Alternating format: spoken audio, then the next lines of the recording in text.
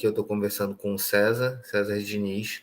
Ele é coordenador, um dos coordenadores do Mapa Biomas, né? Eu sou coordenador do mapeamento de garimpo e mineração do Mapbiomas e sou doutor em geologia. Estou aqui em Harvard até o próximo ano, fazendo um sistema de detecção de garimpo em tempo real.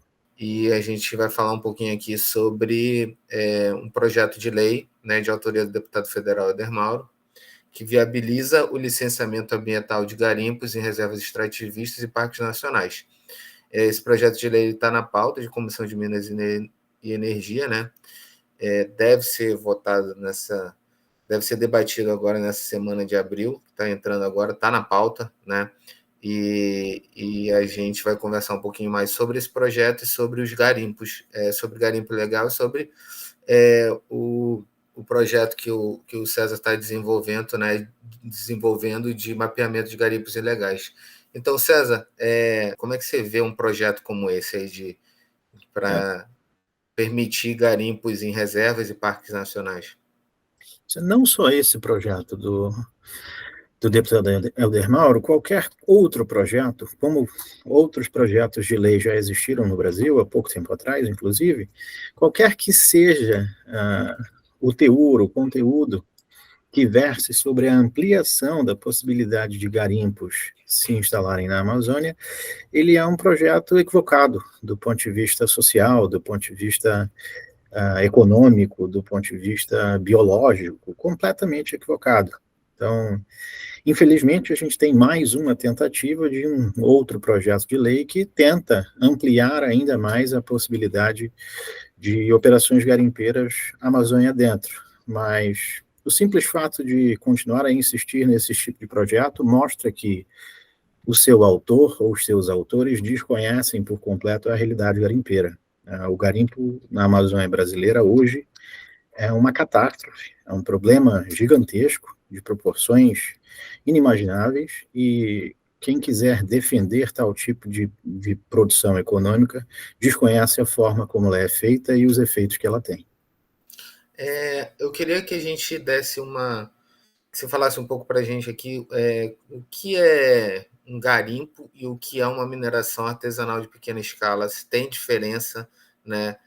Porque no projeto, e toda vez que a gente fala em projetos de leis para alterar qualquer tipo de processo de exploração, eles colocam mineração artesanal de pequena escala. Então, eu queria um pouquinho que você diferenciasse isso, se tem diferença, né? Então, vamos lá. Não existe diferença. Vamos aos primórdios. Garimpo é uma palavra de origem brasileira. Essa palavra garimpo não existe, por exemplo, na língua inglesa, não existe na língua espanhola. Cada país criou uma corruptela, uma característica própria do seu idioma para se referir àquela forma de fazer extração de ouro, principalmente de ouro. Existem garimpos de outras coisas. Então, quando a gente diz que existe garimpo e existe extração mineral de pequeno porte, é a mesma coisa. O que a gente está tentando fazer aí é disfarçar a forma de operar de um garimpo com outro nome, trazendo do inglês uma definição que em inglês se chama ASM, Artisanal Small Scale Mining. É a mesma coisa. O que os ingleses chamam de Artisanal Small Scale Mining é garimpo. E é uma das coisas que a gente, especialista em detecção de garimpo, mostra. Não existe pequena escala na situação amazônica hoje. Então, se a gente somar todos os garimpos que tem na Amazônia, e se a gente medir o tamanho deles, tem garimpo que tem mais de 20 quilômetros de área aberta. Quilômetros de área aberta. Então, não há nada de pequena escala no garimpo amazônico. E, ponto importante, voltando a sua pergunta, não existe diferença nenhuma entre o termo garimpo e o suposto termo traduzido, mineração artesanal de pequena escala. É literalmente a mesma coisa. E a gente está falando um pouco de garimpos, e você falou sobre o tamanho, né, de alguns de alguns garimpos que a gente consegue encontrar aqui na Amazônia. Daqui a pouco a gente vai falar um pouquinho mais sobre o resultado que vocês apresentaram agora no final do ano passado, não é? Eu vi uma live de vocês apresentaram alguns resultados sobre o aumento do garimpo aqui, principalmente na região Amazônia, mas eu queria tirar mais uma dúvida conceitual aqui. Existe algum tipo de garimpo que seja de mineração industrial ou não? Garimpo, só para a gente... porque eu vi na live de vocês, a gente fala em mineração, vocês apresentam garimpo e mineração industrial. Né? Vamos tentar separar de novo isso também para a gente poder entender um pouco melhor. Então, novamente, são duas coisas distintas. Garimpo é quando eu faço extração de ouro, de maneira mecanizada ou não, mas eu não estou obedecendo o padrão industrial. Então, quando eu falo de uma atividade industrial, ela tem um padrão de mecanização bastante elevado. Todo o processo de uma indústria, ele é absolutamente mecanizado, altamente mecanizado. Então, numa indústria, eu tenho um plano estabelecido de longo prazo, por exemplo, a Vale do Rio Doce, em Canaã dos Carajás. A Vale planejou a estrutura de Canaã dos Carajás para 50, 60, 70 anos de operação. Então, a Vale criou a estrutura para receber os seus empregados, estrutura para lidar com o rejeito da mineração, estruturas para gerir a mineração. Então, tem uma sede, tem um local especializado para processamento químico, um local especializado para manutenção de tratores, tem um complexo industrial criado. Isso, a mineração feita dentro de complexos industriais planejadas em longo prazo, chama-se mineração industrial. Quando você não faz planejamento de longo prazo, você não tem estruturas físicas criadas para esse tipo de situação, para receber os seus empregados. Tudo é planejado para ser o mais rápido de ser desmontado e destruído possível, é o que a gente chama de garimpo. Então, o garimpo, por flertar com a ilegalidade, ele não gera nenhum tipo de estrutura permanente, porque quase sempre ilegal, a gente tem que se desfazer das estruturas para correr da polícia. Então, o garimpo é extração de material da nossa crosta terrestre, sem planejamento de longo prazo, de forma que a gente tente, com a menor taxa de investimento possível, conseguir algum tipo de retorno. Do ponto de vista econômico e logístico, isso é um garimpo. Mas ele não é de pequena escala, tampouco pode ser comparado com um complexo industrial. Então, eu vou pegar aqui um trecho, tá, do projeto de lei para a gente destrinchar um pouquinho o que significaria esse trecho. As atividades de cunho diversificado, inclusive aquelas passíveis de gerar impactos ambientais, tais como lava garimpeira, poderiam ser desenvolvidas nas unidades de uso sustentável, desde que estivessem devidamente autorizadas e conste em seu plano de manejo aprovado por seu Conselho Deliberativo. O que significa, porque a gente fala em lavra garimpeira aqui, e unidades de uso sustentáveis e plano de manejo. A gente fala três coisas aqui. Eu queria que a gente destrinchasse isso, porque isso daqui é a fala do deputado que defende o projeto de lei, e qual é o risco dessa fala dele, quais são os problemas que a gente encontra nesse argumento aqui? Vamos lá. Primeira coisa, o que é uma lavra garimpeira? Lavra garimpeira é um termo da legislação brasileira que se refere à licença que um garimpeiro ou uma associação de garimpeiros tem para instalar um garimpo. Então, quando você vai criar um garimpo, o primeiro passo é ir até a Agência Nacional de Mineração, a ANM, e dizer, tenho interesse em construir um garimpo. Importante, garimpo, por definição, não é ilegal. É que na Amazônia resolveu-se que garimpo pode ser feito de qualquer maneira. Então, existe garimpo legal, O problema é que boa parte deles, a grande maioria, não segue o regime legal. Então, como é um garimpo legal? Você, eventualmente, tropeça numa pedrinha de ouro e, pô, é ouro. Falei com meu amigo, é ouro. Aqui na minha casa tem ouro. O que eu vou fazer? Eu vou até a ANM e digo, tenho interesse em determinada região de abrir um garimpo. O que vai acontecer? Você, primeiro, tem que registrar a área lá na plataforma da ANM, dizendo, aqui seria o meu garimpo. Feito isso, a ANM começa o processo de regularização ou não do seu garimpo. Uma das etapas seria alcançar o órgão ambiental responsável por aquele seu pedacinho, pode ser a SEMA, pode ser o IBAMA, pode ser a prefeitura, pode ser um monte de coisa, e alcançar a licença ambiental para a prática garimpeira. Depois que você percorre toda essa escadinha da ANM, você teria, em tese, um garimpo licenciado. Sim. Qual que é o problema?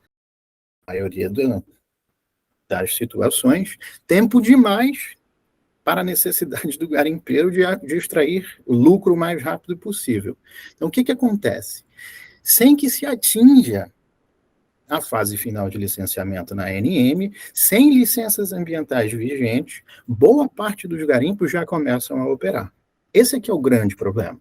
Na Amazônia, a gente pode dizer tranquilamente que 73% do garimpo amazônico demonstra clara ilegalidade documental ou espacial. Clara ilegalidade. Então, não sou eu que estou dizendo que é ilegal, eu estou dizendo que parece haver claro desmando de lei em determinadas regiões. Quem tem que julgar isso é o juiz.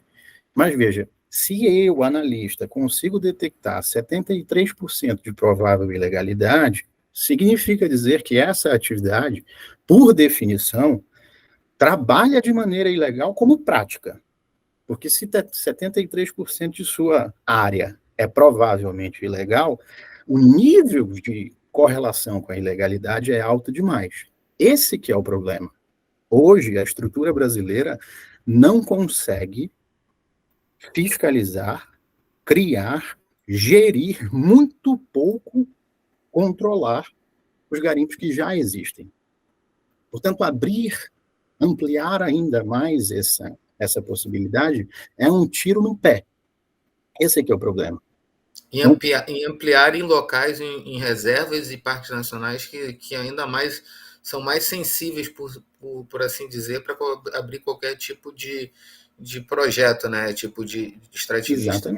Exatamente. Muito mais sensíveis. Por exemplo, no país, a gente tem uma porção de áreas que são não destinadas. A mineração garimpeira tem expandido sobre todas as áreas.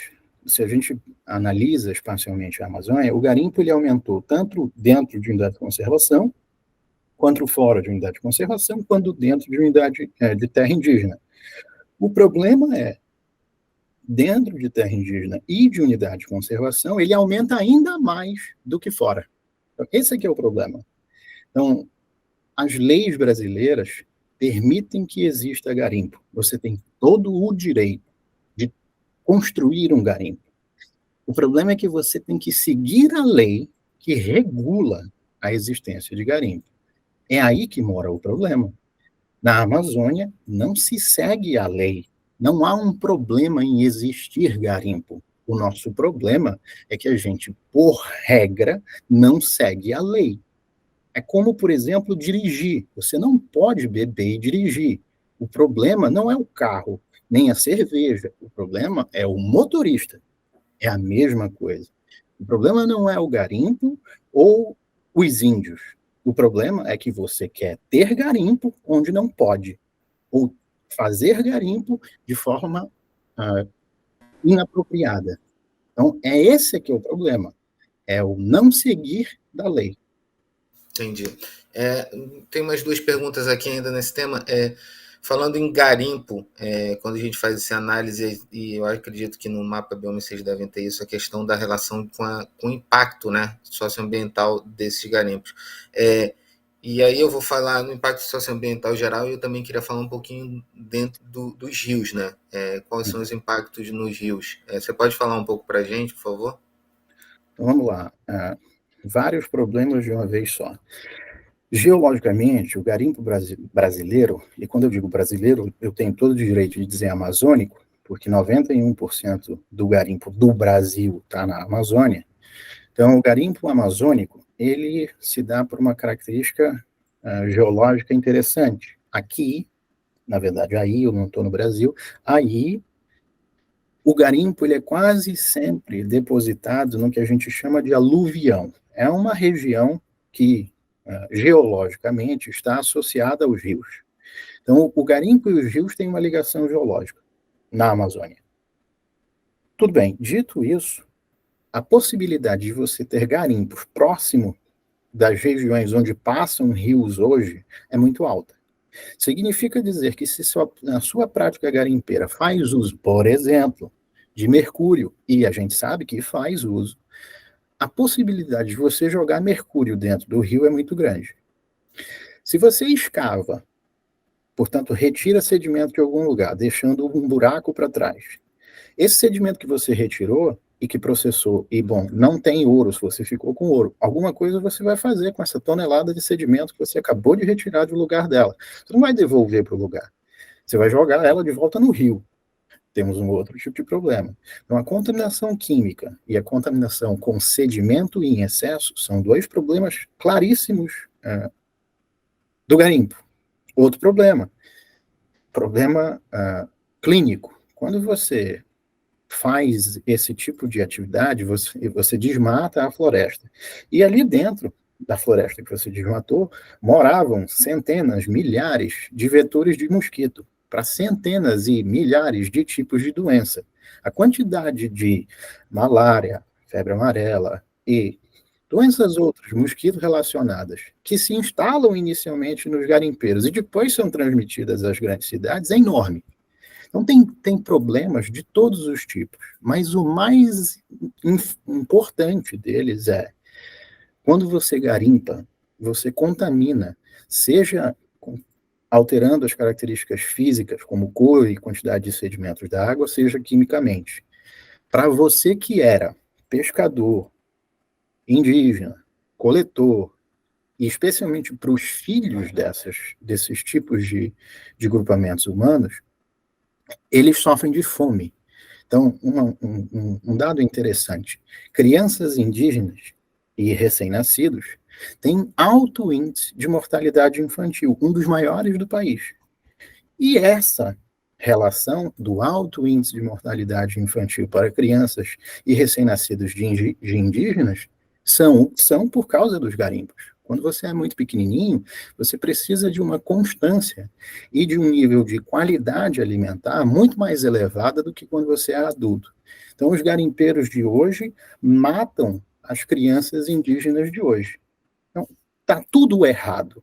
Então, você pode escolher por que filão problemático você quer construir a narrativa.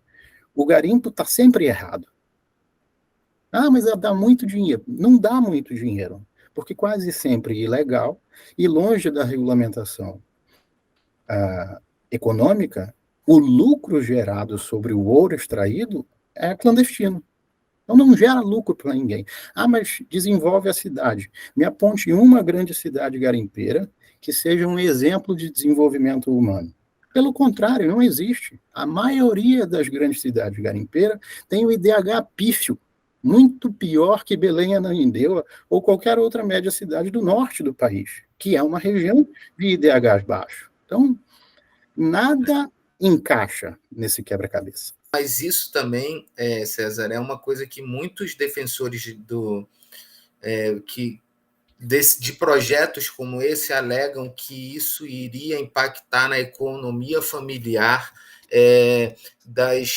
dos moradores do local. Né? Tem um argumento desse como se todo. Sabe aquele discurso de que todo mundo se apropria, lucra com a extração, e as pessoas que moram no local, os povos originários, indígenas, os próprios ribeirinhos, eles não podem ter esse lucro, porque para eles fica viabilizado o garimpo por todas as legislações e aí acaba sendo proibido.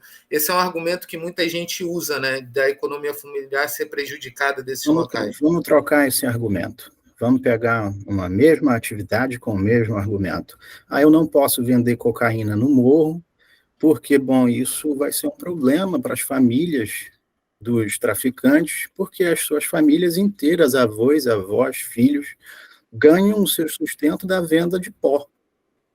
E isso não faz sentido. Você não pode pegar uma atividade que é ilegal e que dá lucros de maneira ilegal e dizer assim, essa atividade a gente sabe que é danosa, destrói uma porção de famílias, um monte de gente vai morrer por causa disso, mas a minha família está recebendo algum tipo de lucro. Isso não existe.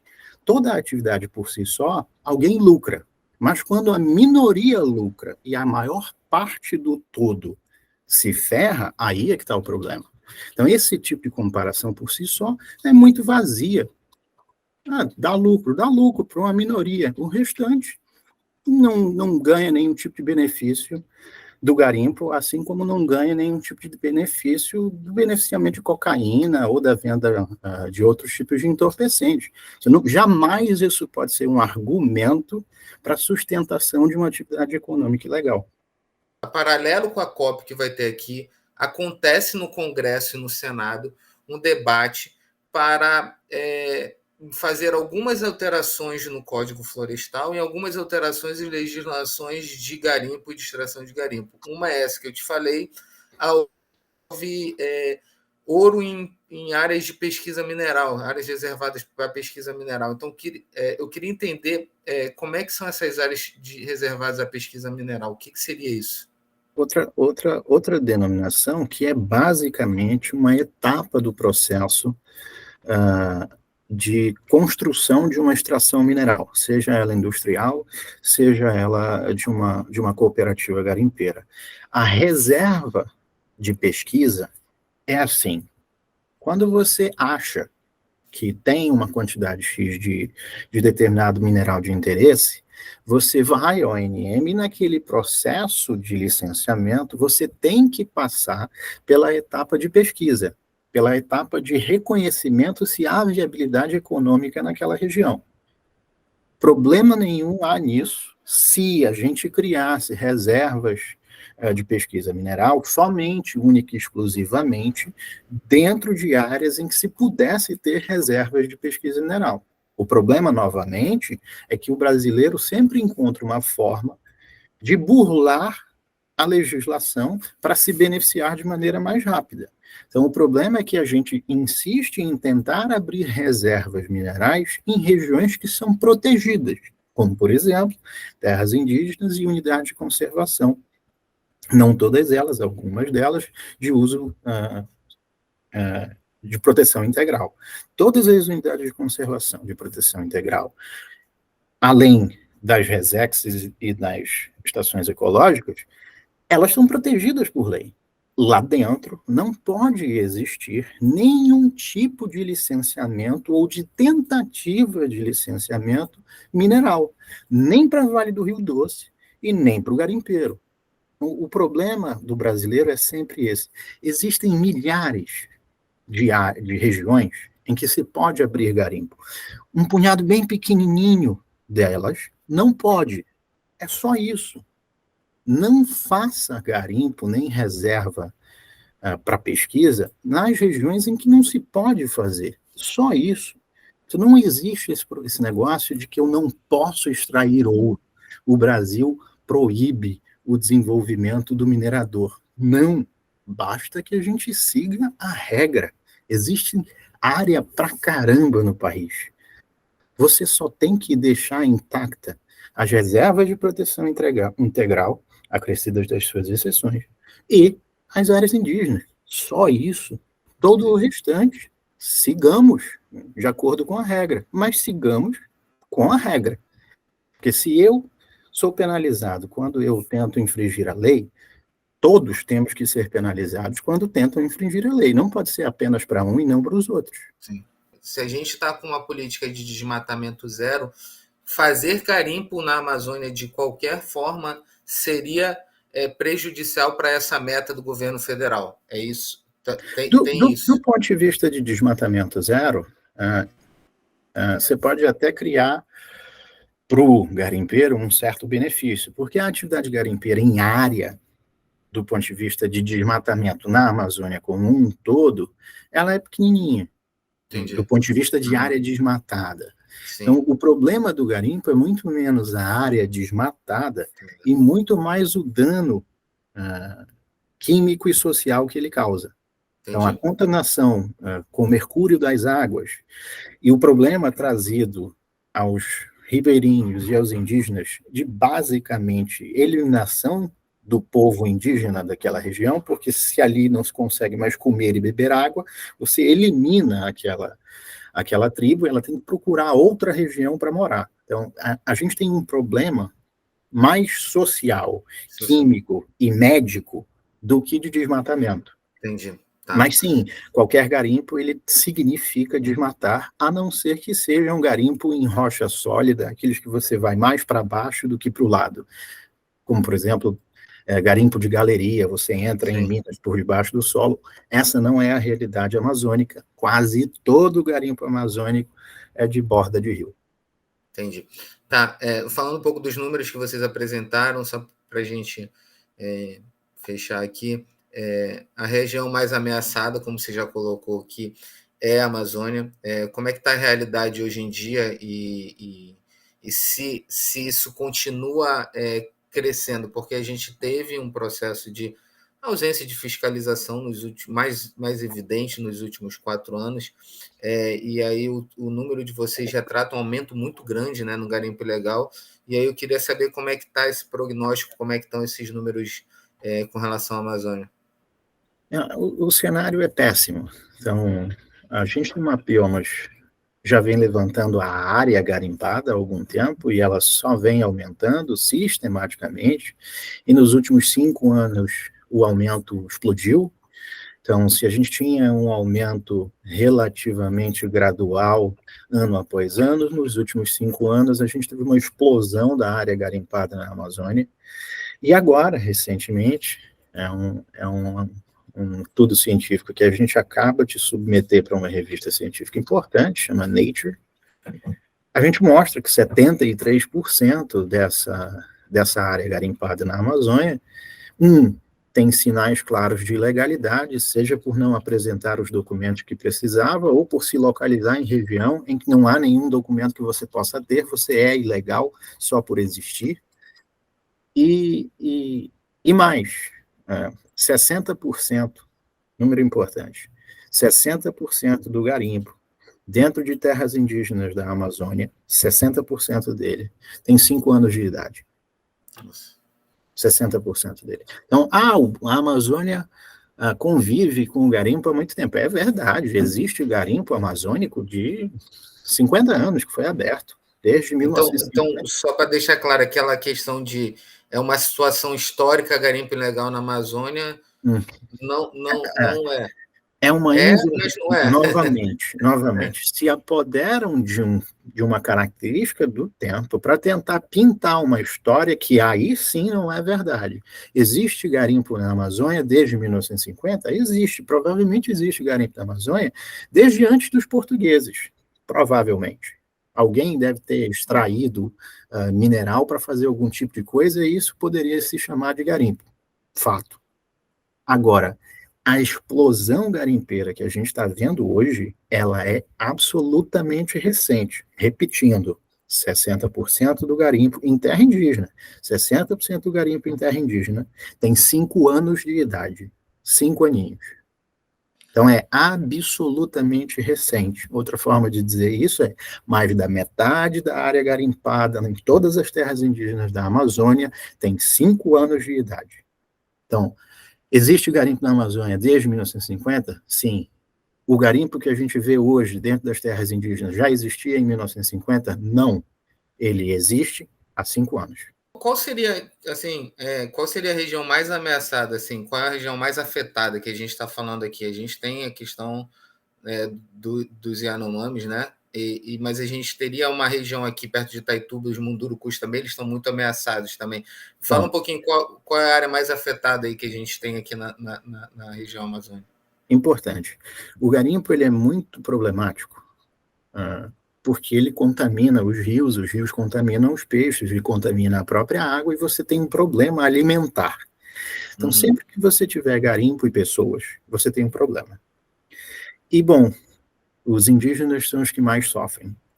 Se a gente pegar todas as terras indígenas da Amazônia, 22 delas mostram algum sinal preocupante de garimpo. Entretanto, somente 3, Yanomami, Munduruku e Kayapó, concentram 90% da área garimpada dentro de terras indígenas.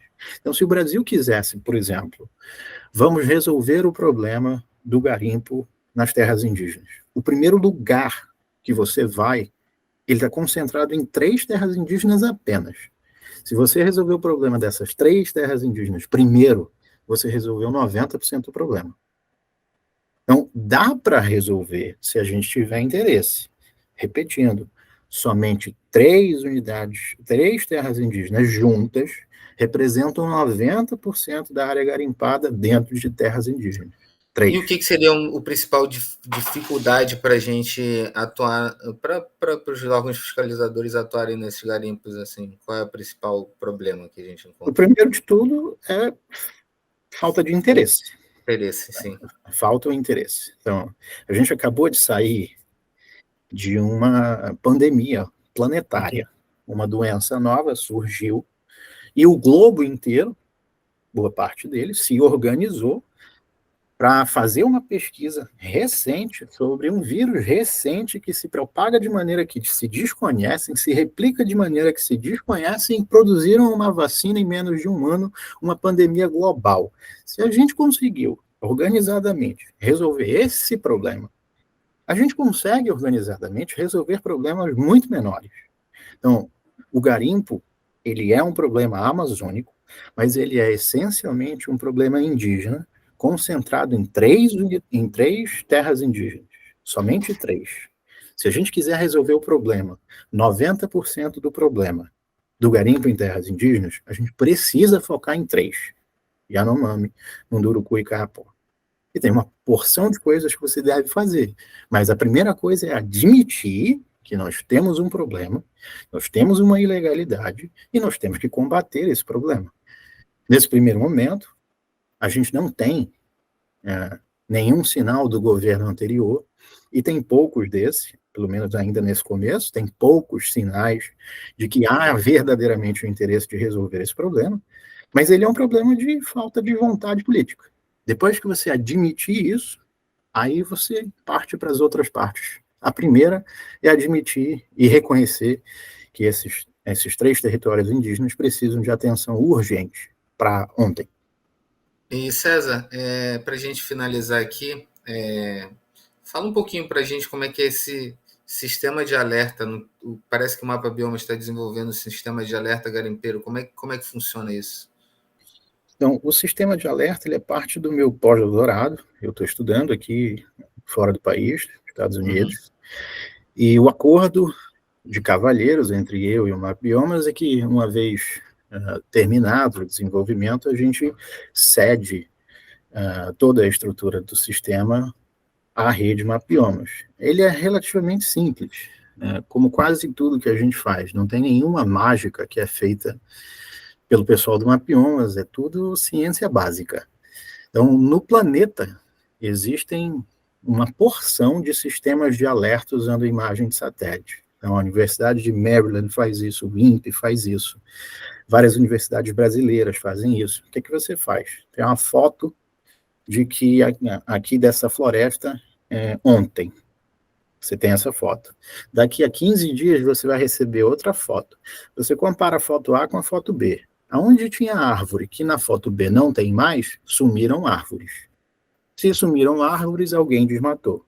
Então, já existe sistema de alerta de perda de vegetação florestal aos montes no planeta. O que a gente está tentando fazer é pega todos os dados de perda de vegetação florestal E aí a gente cria um algoritmo com inteligência artificial para dizer, essa perda aqui é garimpeira.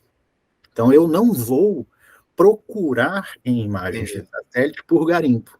Eu vou pegar o que os outros já estão me dizendo, que desapareceu, e dentre os desaparecidos eu vou dizer, esse desapareceu por causa de um garimpo. Então é um Entendi. sistema um pouquinho diferente. Mas eu estava vendo um bate-papo seu falando sobre a dificuldade com relação às balsas garimpeiras, né? Que são Esse balsas é um que problema. ficam nos leitos, nos rios, né? E eles conseguem se movimentar, fazer o garimpo. Primeiro, explica um pouquinho rapidinho como é que são essas balsas. Elas fazem via sucção, elas extraem, tipo, Isso. e depois eles peneiram, é isso? De Eles maneira fazem. absolutamente, fazendo uma analogia barata, é uma bomba de sucção, como se fosse um aspirador de pó.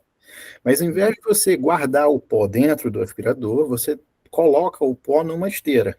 E essa esteira vai fazer a separação do material ouro relacionado com o restante dos sedimentos que você trouxe do leito do rio. E Então, nessa esteira eles usam mercúrio também, só para saber, eles também usam vai mercúrio? mercúrio. Então, como que Tá. funciona? Você tem uma bomba de sucção, ela suga tudo. Sedimento fino, particulado um pouco mais grosso, suga tudo.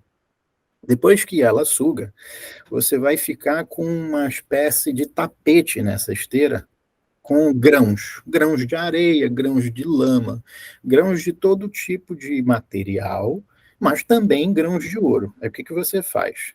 Coloca tudo num mega balde, um tonel, com água, e você bate esse seu carpete de pó, de tudo que é tipo de coisa, inclusive ouro.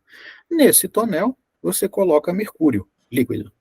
Quimicamente, o mercúrio líquido reage com o ouro e forma um concentrado, que a gente chama de amálgama, uma bola de mercúrio e ouro. Essa bola vai para dentro de um pote, que a gente chama, vamos dizer de pote, para não encher de termos técnicos, e esse pote vai ser esquentado com um maçarico, e o mercúrio tem um ponto de transformação em gás muito mais baixo do que o ouro.